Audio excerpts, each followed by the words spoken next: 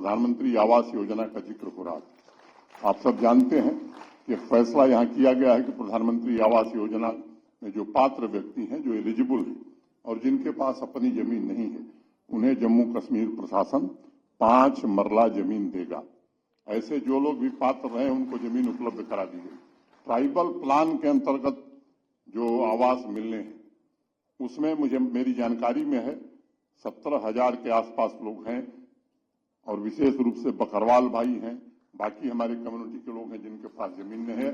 मैं भरोसा देना चाहता हूं कि उन सारे पात्र लोगों को जो एलिजिबल हैं, जम्मू कश्मीर प्रशासन आवास के लिए 5 मरले जमीन आने वाले दिनों में उपलब्ध कराएगा ताकि उनका अपना सपना, घर का सपना पूरा हो सके। आज ये आदर्श गांव योजना के अंतर्गत 1 करोड़ रुपए उस पंचायत को जिसमें 500 से ज्यादा आबादी है आदिवासी भाई बहनों की, या आधी आबादी आदिवासी है, तो 1 करोड़ रुपए अलग से भारत सरकार उस पंचायत के विकास के लिए दे रही है। मैं समझता हूं कि जो काम 70 वर्षों में नहीं हुआ था वो पिछले 3-4 वर्षों में हमने पूरा करने की कोशिश की है। लेकिन कुछ लोग हैं अभी भी राजनीतिक रोटियां सेक रहे हैं। मैं आपसे निवेदन करना चाहता हूं, किसी के बहकावे में आने की जरूरत नहीं है।